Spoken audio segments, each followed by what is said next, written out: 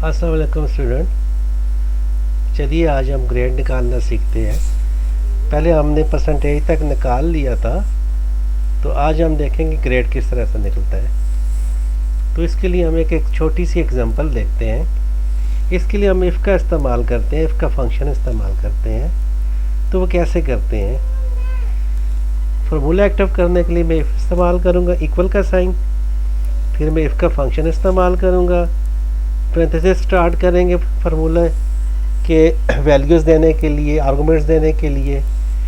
अब यहाँ पे हमने इफ़ के अंदर पहले क्राइटेरिया देना है।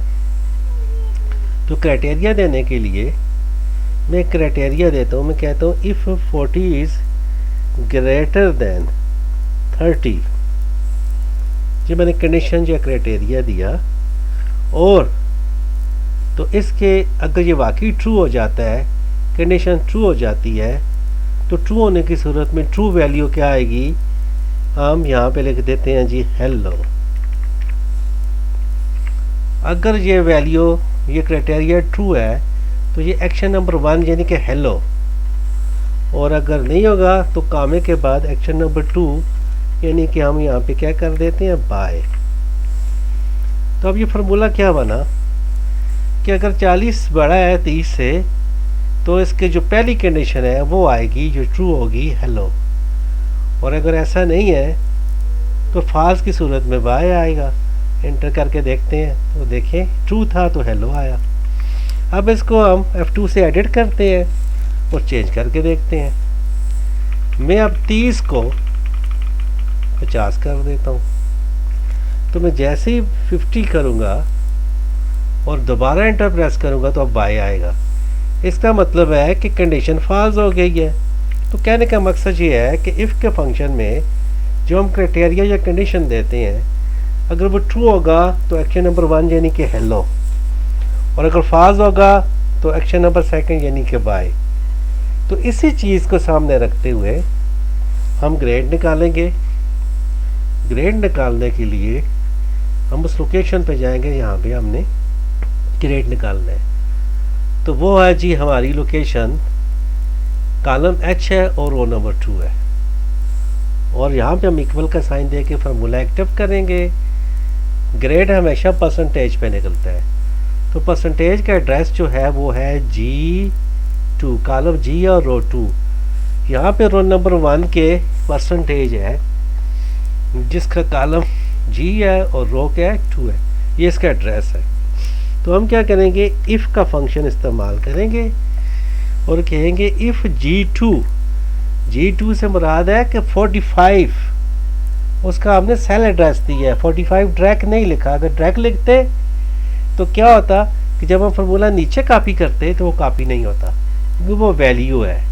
तो फार्मूला कॉपी करने के लिए रिलेटिव एड्रेस चाहिए, जो कि ड्रैग करने के साथ चेंज हो। तो वो हम फिर उसका रिलेटिव एड्रेस यानी कि G2 देंगे। तो हम कहते हैं G2 इज़ ग्रेटर देन और इक्वल टू, ये कंडीशन है जी, ग्रेटर देन का साइन, और इक्वल को कहते हैं ग्रेटर देन और इक्वल टू क्या, 80। तो क्या होगा, कामा ग्रेड क्या होगा जी, A। तो अब ये पहली कंडीशन ट्रू होने की सूरत में ये होगा। और अगर ये क्राइटेरिया फॉल्स हो जाता है तो फिर A नहीं आएगा। अगर ट्रू होता है और A आ जाता है तो ये यहाँ पे स्टॉप कर जाएगा और ग्रेड A आ जाएगा और बात ख़त्म। लेकिन अगर ये यहाँ पे नहीं आता और ये फॉल्स वाली तरफ जाएगा, तो कॉमा दे के जब हम फॉल्स वाली तरफ जाएंगे, जहाँ पे हमने बाय लिखा था, तो हम एक टेक्निक यूज़ करते हुए यहाँ पे हम इफ़ का इस्तेमाल अगेन कर देंगे। तो इसको हम कहते हैं इफ़ के अंदर इफ़ का इस्तेमाल, या इंग्लिश में कहते हैं नेस्टेड इफ़। तो हमने याद रखिए इक्वल का साइन हमें सिर्फ पहली दफ़ा ही देना है। जब हम आगे इफ़ यूज़ करेंगे तो इक्वल का साइन नहीं देना, कामे के बाद इफ़ लिखेंगे, अगेन कहेंगे G2 इज़ ग्रेटर देन और इक्वल टू 70। जी हमने क्राइटेरिया दिया, और कामे के बाद हम कोटेशन में क्या लिख देंगे, ग्रेड क्या होगा, B। अगर ये क्राइटेरिया अगर ट्रू हो जाता है, ये बात सच हो जाती है, तो ये कंडीशन अगर ट्रू हो जाती है तो एक्शन नंबर 1 यहाँ पे क्या है, बी। ग्रेड बी, और बी अगर आ जाता है और ट्रू हो जाता है तो यहाँ से आगे फार्मूला नहीं जाएगा, तो बी आ जाएगा। लेकिन अगर ये भी फॉल्स हो जाता है तो यहाँ से आगे जब हम कॉमा दे के जाएंगे तो अगेन हम इफ़ का इस्तेमाल करेंगे। तो फिर हम कहेंगे if G2 is greater than और इक्वल टू, और यहाँ पे हम क्या कहेंगे 60।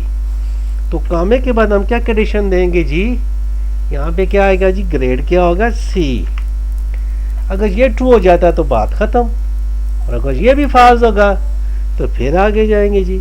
आगे जाने के लिए दोबारा इफ़ का इस्तेमाल करेंगे, पैरेंथेसिस स्टार्ट करेंगे, again G2 is greater than और इक्वल टू, तो यहाँ पे क्या आएगा अब 50 कामा ग्रेड क्या होगा जी यहाँ पे, अब यहाँ पे D होगा।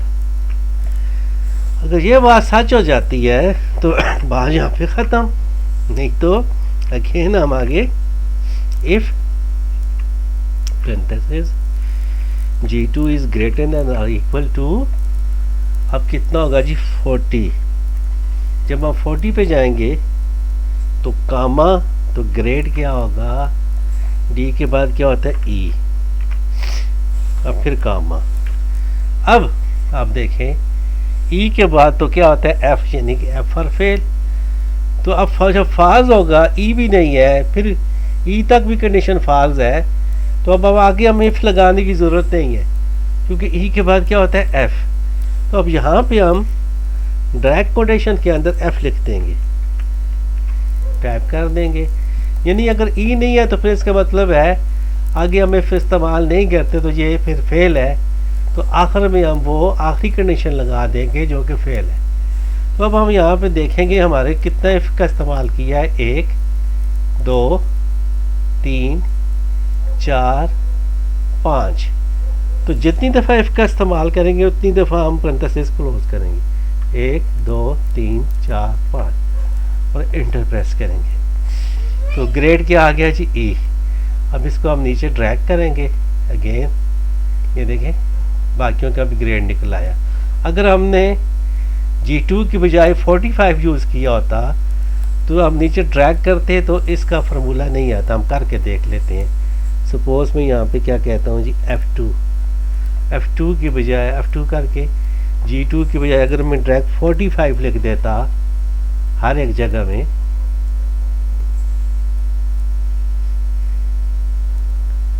तो जब हम इसको कॉपी करेंगे, इसको ही करके देख लेते हैं, तो एरर आएगा।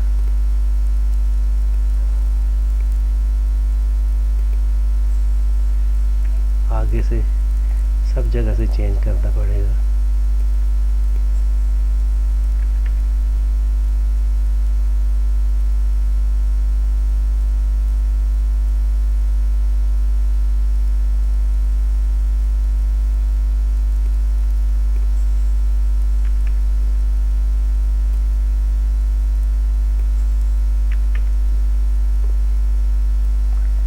जगह से 45 45 45 45 45 45। अब अगर हम इंटर करें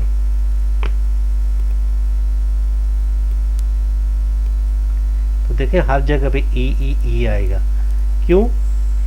इसलिए कि वो फार्मूला कॉपी नहीं हुआ, क्योंकि हमने 45 ड्रैग लिख दिया है।